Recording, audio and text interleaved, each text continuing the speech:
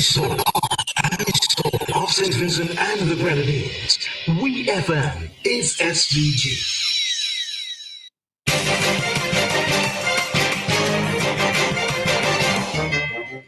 It is now time for us to bring to you EFM's Midday News, coming to you with the kind compliments of Courts St. Vincent Limited. Listen, I can't look at you anymore. You're just not picking up my signals. I've tried to fix things, but all I do is push your buttons. I don't think there's a remote chance of fixing this. I need clarity. I need to move on. Things can't stay static. So I'm moving on to a brand new flat screen smart TV from Quartz. It has more inches and really knows how to turn me on. Say goodbye to your old TV and hello to a new one from Quartz. I finally realized size does matter. Quartz, bringing Christmas home. Welcome to WeFM's Midday News, brought to you with the kind compliments of Courts St. Vincent Limited. I am your presenter, Dianna Cain. In local news, the annual police caroling contest is set to take place tomorrow in Kingstown.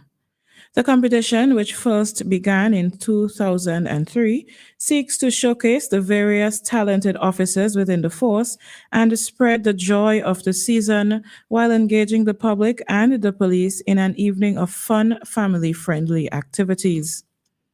The event, held under the theme It's 2024, We Caroling for Sure, begins at 7 p.m. at the Central Police Station and will feature performances from several police youth clubs and departments of the Royal St. Vincent and the Grenadines Police Force, along with guest performances from Constable Keith Thompson, Sawandi Belgraves, the police band, gazetted officers, Ozari Matthews, and Tishon Edwards. This year's junior competitors will compete with a traditional song, while the senior competitors will compete with both traditional and original song. A delegation from the Ministry of Foreign Affairs will be representing SVG at the CARICOM Japan ministerial meeting currently underway in Tokyo, Japan. Minister of Foreign Affairs, Foreign Trade and Consumer Affairs, Honorable Frederick Stevenson, and Minister Consular Elroy Wilson, who is based at the Embassy of SVG in the Republic of China, Taiwan, are representing the country at this forum.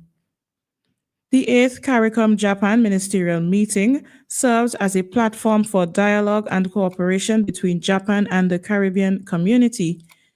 Key issues under discussion include climate resilience, sustainable development, renewable energy, trade and investment, and the advancement of bilateral and multilateral partnerships. Notably, the year 2024 is the CARICOM Japan Friendship Year, commemorating the 30th anniversary of the first CARICOM Japan consultation. In this year and beyond, there have been several initiatives across CARICOM member states. In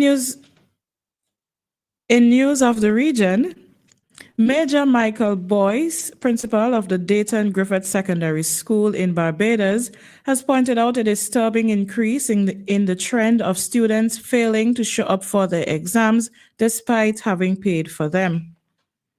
The principal reported a 2.13% increase in students who did not write examinations for which they were entered.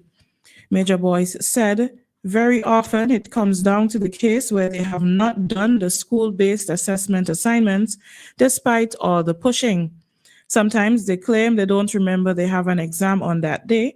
They didn't check the timetable. He emphasized that this not only wastes valuable resources, but also leaves parents questioning their investment in their children's education. Caribbean Airlines announced that they have signed an agreement with the Trinidad and Tobago Airline Pilots Association, the TT Alpha, to conclude the outstanding wage negotiations for the period 2015 to 2020. The airline says it is grateful to TT Alpha, its members, and all employees for their patience, professionalism, and dedication throughout this process, and acknowledges the significant contributions of other stakeholders whose support and cooperation were instrumental in achieving the resolution. According to Caribbean Airlines, the agreement represents an important step in the collaboration between the airline and the TT Alpha, underscoring a shared commitment to advancing the interests of the airline, its employees, and its customers.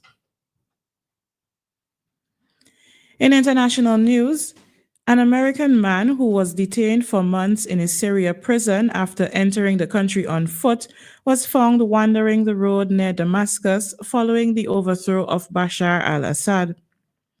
The man, who has identified himself as Travis Timmerman, was found by residents near the capital Damascus and said he was freed by hammer-wielding men as rebels overthrew the Assad regime. Timmerman, who was reported missing in May, said he had been arrested upon entering the country 7 months ago. He said on Monday, 2 men armed with a hammer broke open his prison door, and he left prison with a large group of people attempting to make his way to Jordan. Timmerman said he had crossed the mountains between Lebanon and Syria on a pilgrimage and had been reading the scripture a lot, adding that he had had the use of a mobile phone during his detention and had spoken to his family 3 weeks ago. He declined the opportunity to be put in touch with American officials. Thousands of prisoners have been released since the fall of Assad over the weekend. And finally, in sports, the international governing body of football, FIFA, has announced its host for upcoming World Cup events. Saudi Arabia has been named the host for the next 2 Men's World Cup, while Spain, Portugal, and Morocco were named joint hosts of the World Cup in 6 years' time. The decision, however, has sparked some concerns over the cost of hosting, with Michael Page, the Deputy Middle East and North America Director at Human Rights Watch, warning of an unimaginable human cost to hosting the world's biggest sporting event in Saudi Arabia. This comes as several human rights groups warn of issues including the abuse of migrant workers, freedom of speech, and the rights of minority groups in the Gulf nation.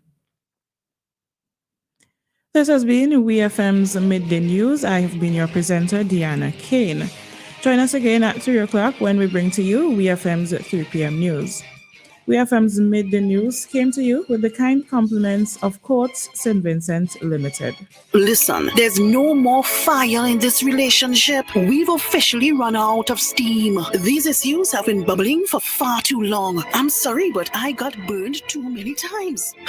So I'm moving on to a hot new stove from Courts. I met him online and he doesn't mind doing all the cooking. Say goodbye to your old appliances and hello to new ones from Quartz. No, it's not my fault. Don't try to gaslight me. Quartz, bringing